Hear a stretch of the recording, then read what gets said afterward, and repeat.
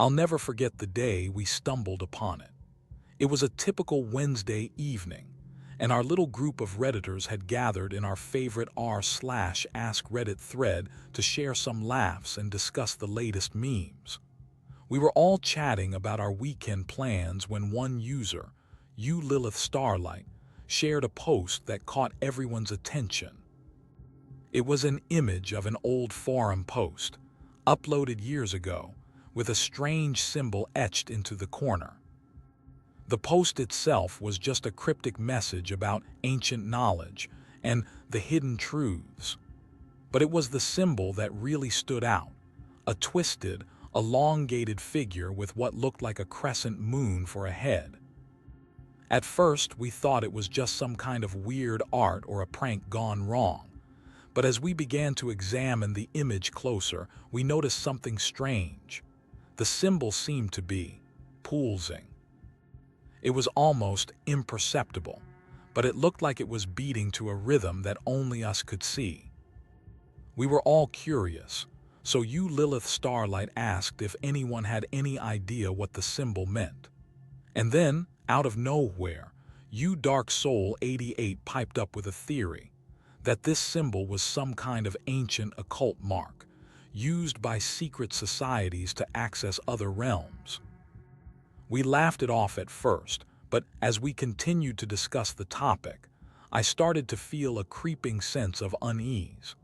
It was like the symbol was seeping into my bones, making me feel like I was staring into the face of something truly malevolent. Before long, our conversation had devolved into a heated debate about the merits of various occult practices and the existence of hidden dimensions. And that's when it happened. Lilith Starlight's phone suddenly went dark, and she stumbled out of her chair, looking like she'd seen a ghost. "What's wrong?" I asked her, but she just shook her head and whispered, "It's watching me." That was the moment when we all knew that something was very wrong. I remember Lilith Starlight's phone going dark like it was etched into my brain. We all looked at her, expecting some kind of explanation, but she just shook her head and muttered something about the signal, whatever that meant, \n. We tried to brush it off as a minor glitch, but the atmosphere in the room had shifted dramatically. The symbol on Lilith Starlight's phone seemed to be pulsing faster now, like it was feeding off our collective unease. \n. I decided to take a closer look at the original post, hoping to find some clues about what was going on. The thread was old, with only 12 comments and a single upvote. It looked like nobody had paid much attention to it before us. \n. As I scrolled through the comments, I noticed something strange. They were all from users with very similar avatars, a crescent moon symbol above their username. I felt a shiver run down my spine as I realized that we might not be alone in this after all. \n. One comment stood out to me, Dark Soul 88's reply to the original post.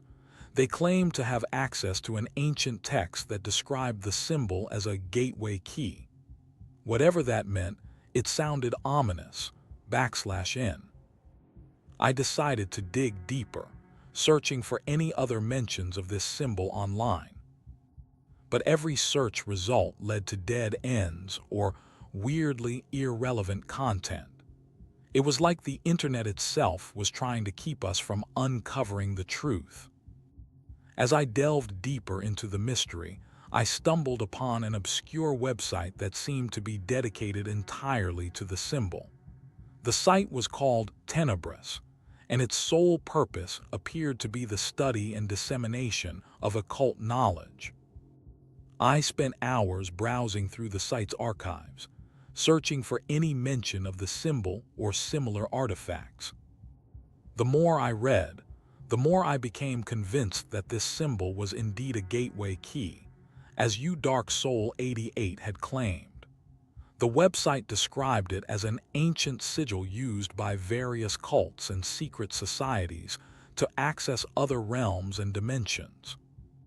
But what really caught my attention was the section on the crescent moon, a detailed explanation of its significance in various mythologies and occult traditions. According to Tenebris, the crescent moon symbol was often associated with lunar cycles, fertility, and rebirth. But it also held a darker connotation, representing the void or abyss that lay beyond the veil of reality. I felt a chill run down my spine as I read these words.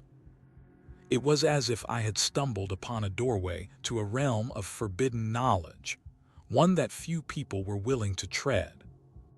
Suddenly, Lilith Starlight appeared beside me, her eyes fixed intently on the screen. "What is it?" she whispered, her voice barely audible over the hum of my computer. I hesitated for a moment, unsure if I should share what I had found with her.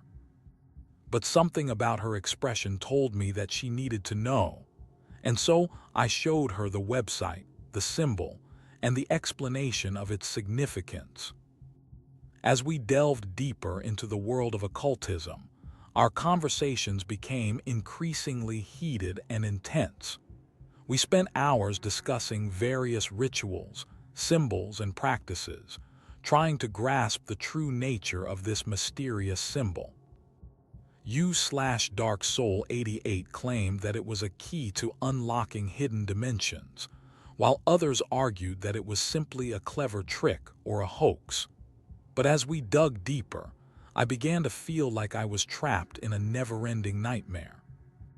I started to notice strange symbols etched into the walls of my apartment, as if they were appearing out of nowhere. I felt like I was being watched, and the air was thick with an unshakable sense of unease. U/Lilith Starlight began to experience vivid dreams, filled with images of ancient forests, twisted rituals, and forbidden knowledge. One night, we received a message from an unknown user on Reddit claiming to be a fellow seeker of truth. They offered to meet us in person, but only if we agreed to follow certain rules. We were wary, but our curiosity got the better of us. We agreed to meet at an abandoned warehouse on the outskirts of town, eager to uncover the truth about this mysterious symbol and its connection to the occult. As we arrived at the warehouse, I couldn't shake off the feeling that something was off. The building loomed before us, its windows like empty eyes staring back. We exchanged nervous glances, our hearts pounding in unison. And then, out of the shadows, a figure emerged. It was U/Dark Soul 88, their eyes gleaming with an otherworldly intensity. "Welcome," they said, their voice low and hypnotic. "I see you're interested in uncovering the truth about this symbol." They smiled, revealing crooked teeth. "Then let us begin your journey into the world of occultism." As we followed Dark Soul 88 into the warehouse, I couldn't help but feel a sense of trepidation. The air was thick with an eerie atmosphere, and I could feel the weight of our collective curiosity bearing down on us. We were led to a makeshift laboratory, filled with various occult artifacts and strange devices that seemed to defy explanation. U/Dark Soul 88 began to set up one of these devices, explaining that it would allow us to access the dark web, a realm of hidden forums and websites that existed beyond the reach of mainstream internet. I was skeptical, but Dark Soul 88 assured me that this was our only chance to uncover the truth about the symbol. With a few swift keystrokes, they activated the device, and a window appeared on my computer screen. It was a portal to the dark web, and it seemed to be beckoning us to step through. I hesitated for a moment, unsure if I should proceed, but Dark Soul 88's eyes were fixed intently on me, urging me forward. "Are you ready to see what lies beyond the veil of reality?" they asked, their voice dripping with an otherworldly excitement. I took a deep breath and nodded, feeling a sense of inevitability wash over me. As we stepped into the portal, the world around us began to distort and blur.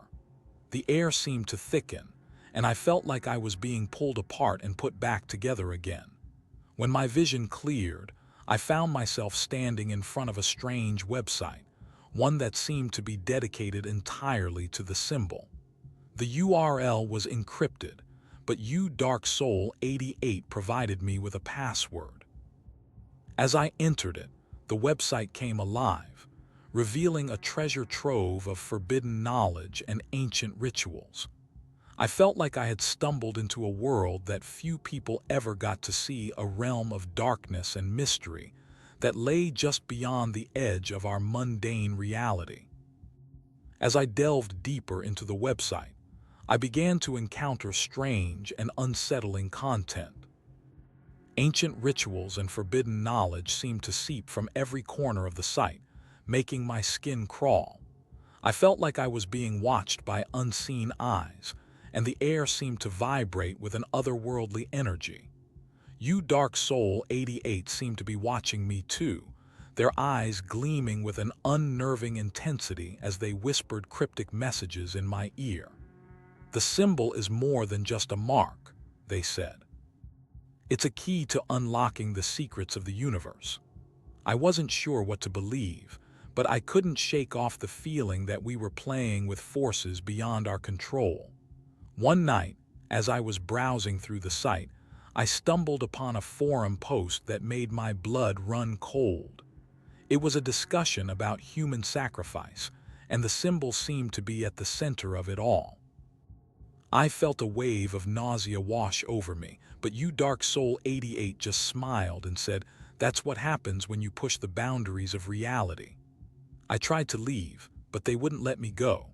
They kept me trapped in this virtual hellhole, forcing me to confront the darkest corners of my own mind. And then, one night, I saw her. A woman with long, flowing hair and eyes that seemed to bore into my soul. She was standing right next to uDarkSoul88, and I knew that I had to get out of there before it was too late.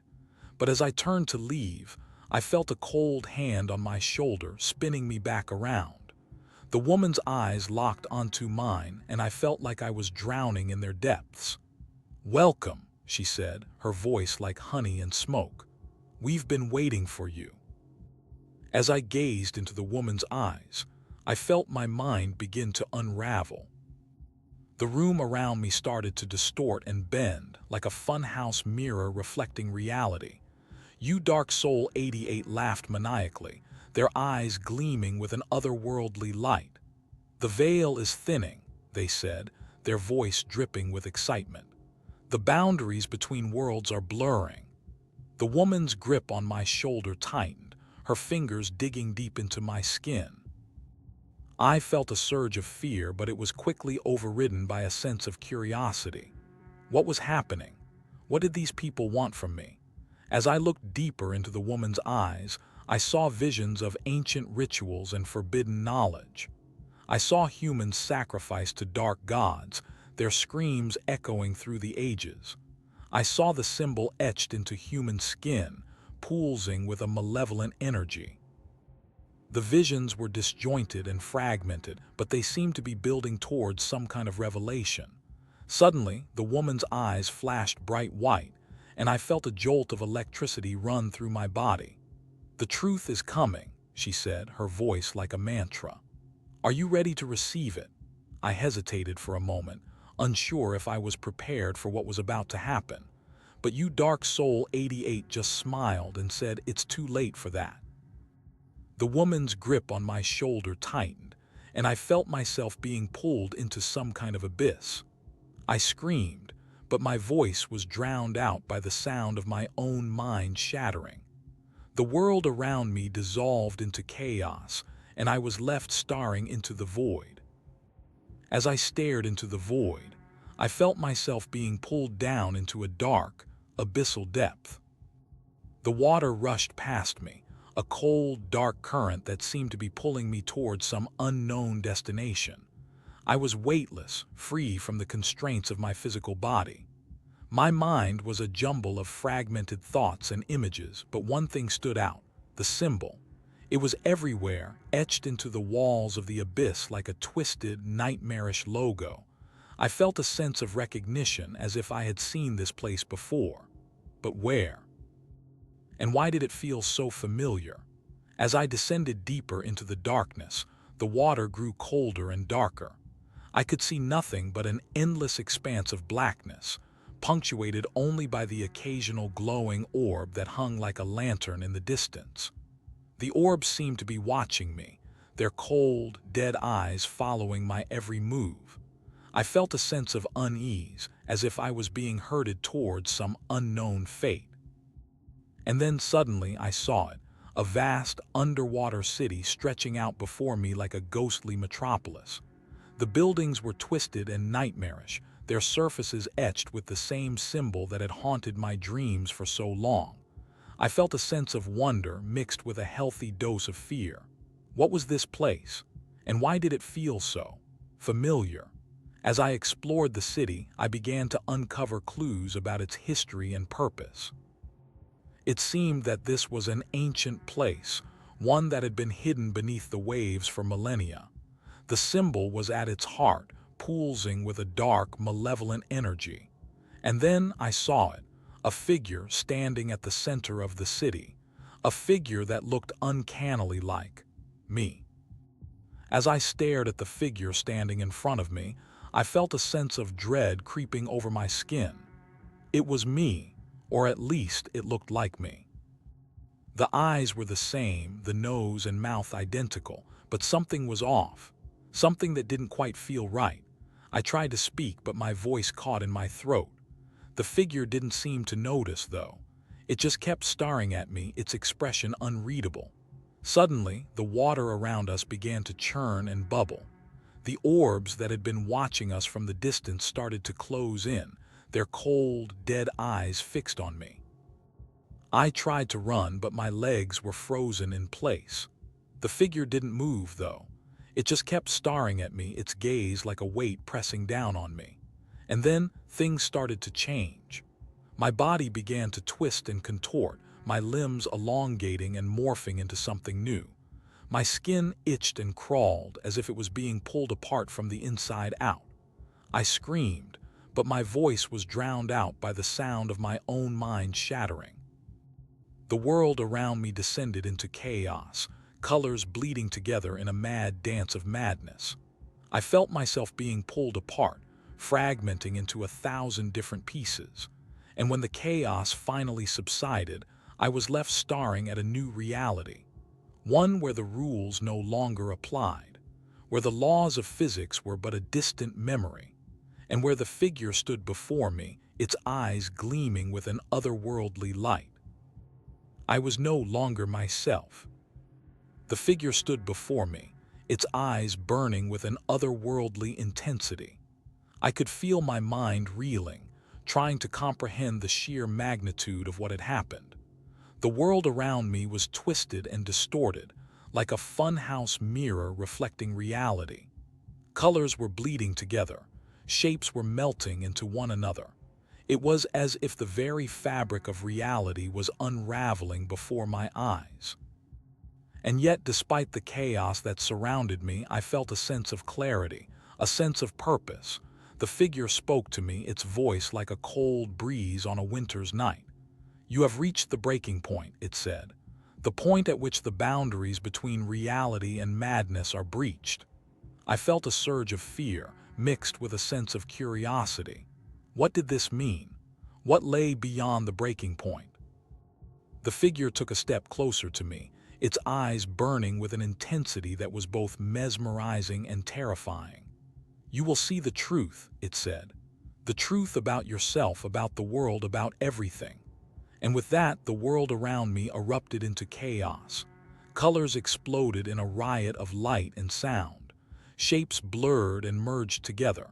I felt myself being pulled apart, fragmenting into 1,000 different pieces. And yet, despite the chaos, I felt a sense of focus, a sense of determination. I knew what I had to do. I had to see the truth. No matter what it was, no matter how terrible or wonderful, I had to know. I took a deep breath and stepped forward into the unknown. The world around me dissolved into chaos, colors bleeding together in a mad dance of light and sound. I felt myself being pulled apart, fragmenting into 1,000 different pieces. But I didn't stop.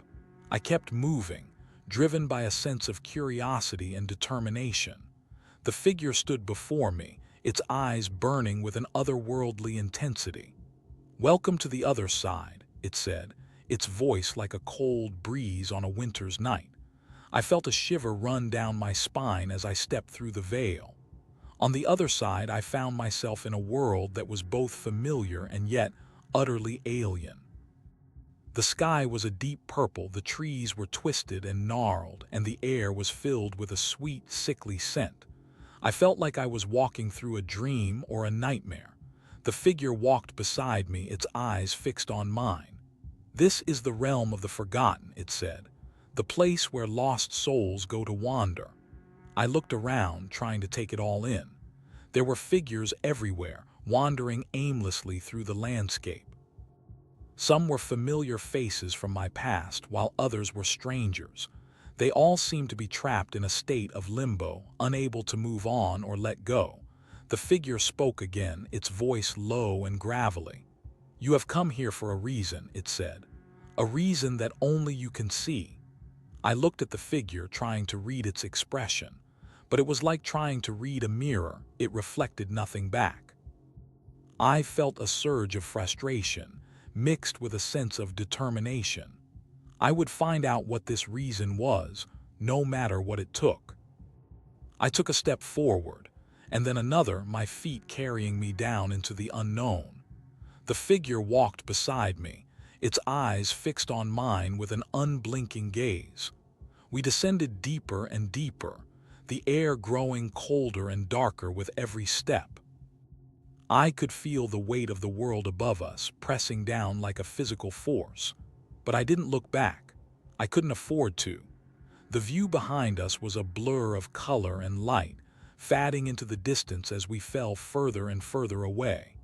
We were alone in the darkness, the only sound the soft crunch of gravel beneath our feet.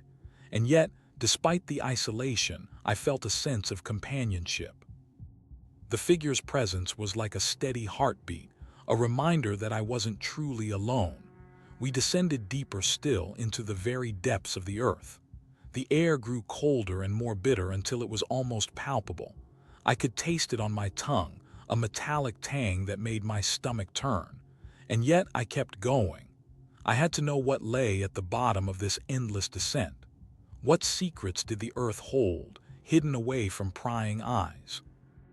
The figure walked beside me, its pace steady and unyielding. We were two souls on a journey bound together by some unseen force.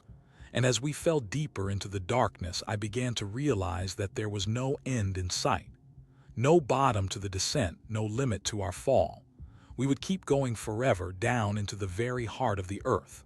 And when we finally reached the bottom, what would we find?